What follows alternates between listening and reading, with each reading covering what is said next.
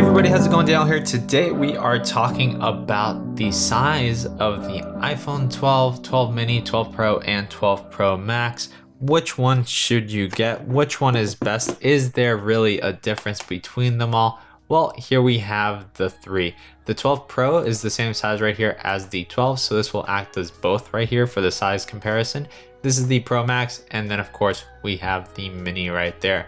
And right there you can get your first look at how different the three sizes are, and you might know directly which one you're gonna get, you might not, so hopefully this helps you out a little bit and gives you some information regarding this. Now with that said, I do want to thank our sponsors for this video, Raid Shadow Legends. This is a great game to showcase the screens on these devices, and here we can see it running on the 12 Pro. You can get champions, build up your team. My favorite champion is Kyle, and my favorite factions are the Dark Elves. Now Raid is constantly bringing out new champions, and here's some concept art for some of the ones that they're currently working on. This Dark Elf kind of looking one is my favorite, so make sure to use the link down below in my description, because every new player will get an exclusive welcome pack that contains 100,000 silver, an energy refill, 3 Asian shards, and a free champion. You'll find all your extra rewards in your inbox when you download it for the next 30 days. With that said, thanks again to Raid Shadow Legends for sponsoring this video.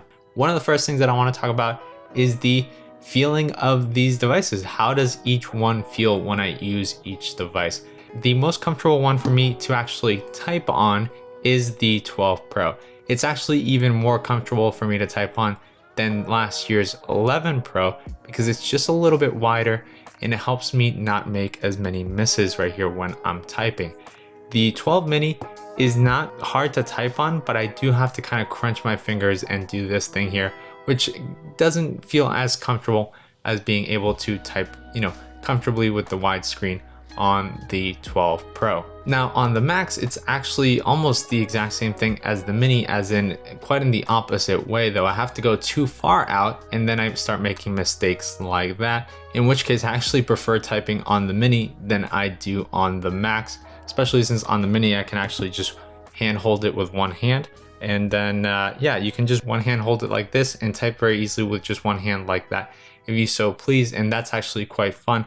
And I actually prefer typing on the mini than the Pro Max. Now, one of the other things that I do want to mention is the fact that maybe you are okay with the size. Even the fact that the Max is a little bit bigger than last year's and that the Pro and 12 are bigger than last year's 11 and 11 Pro by a little bit, you have to keep in mind that then you're going to add a case. Maybe you're not, but in case of the fact that you are, here it is. So you add a case, that usually does help a little bit with grip and just feeling secure in the hand. You know that if you're going to drop it, it's less likely to break.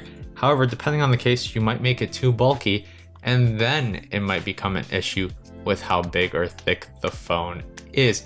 For example, I tend to put my phone in a little cup holder in the car. That would not work with the Max right here, especially with a case.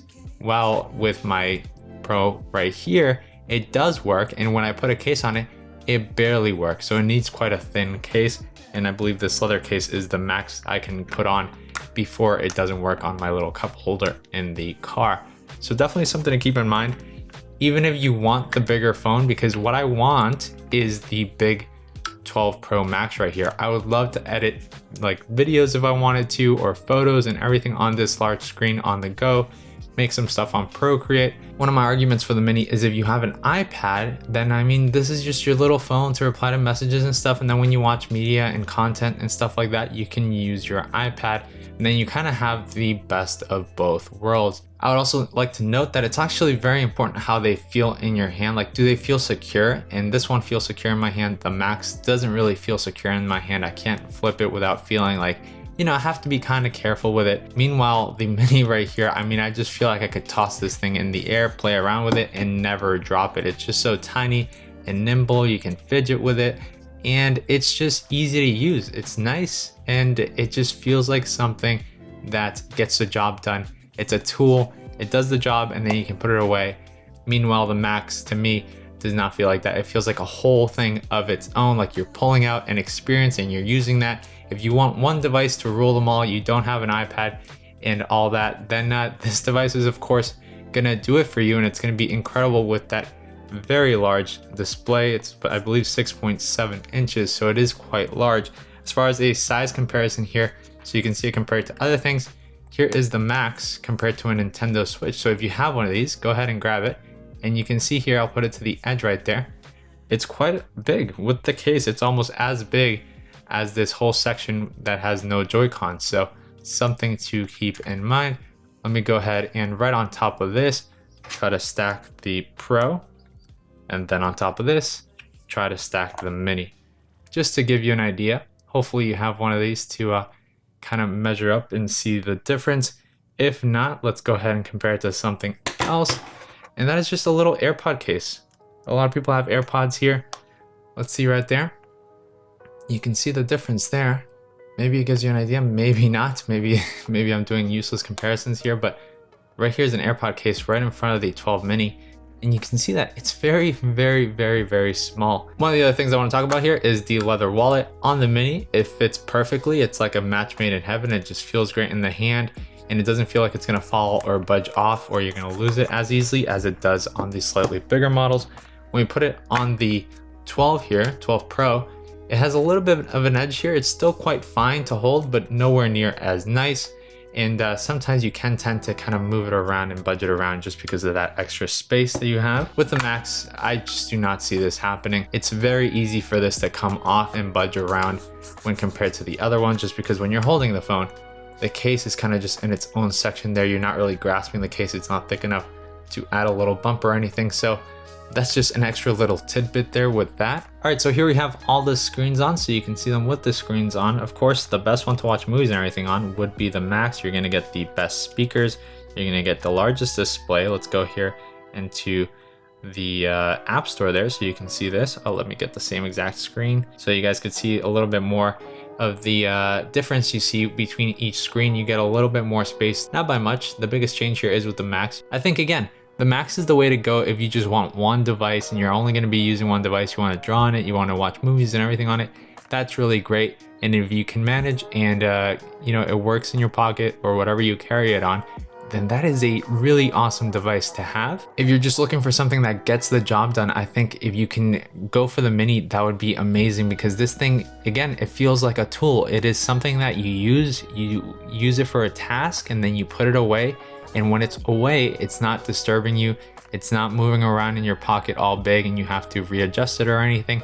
It's there and it's available whenever you need it. Really awesome little thing.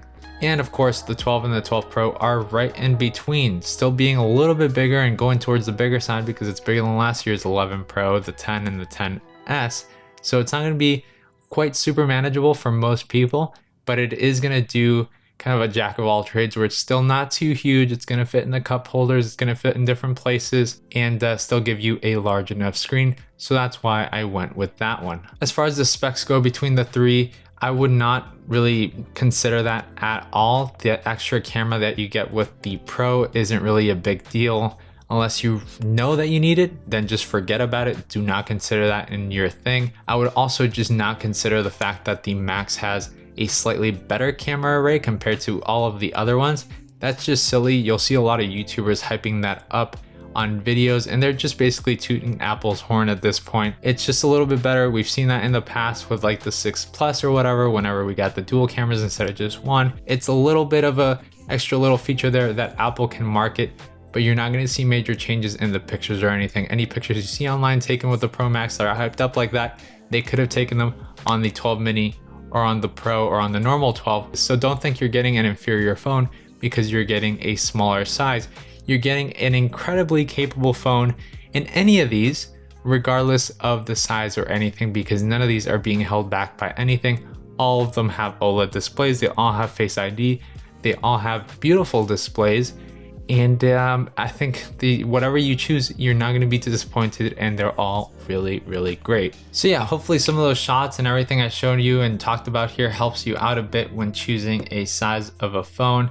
I really recommend that you keep the Mini up on a higher list than the other ones just because of how easy it is. Like if this fits your hand well and you can use it without feeling any weirdness or anything, like I feel just a little bit cramped when using it, and it might be just having gotten used to slightly larger devices, who knows.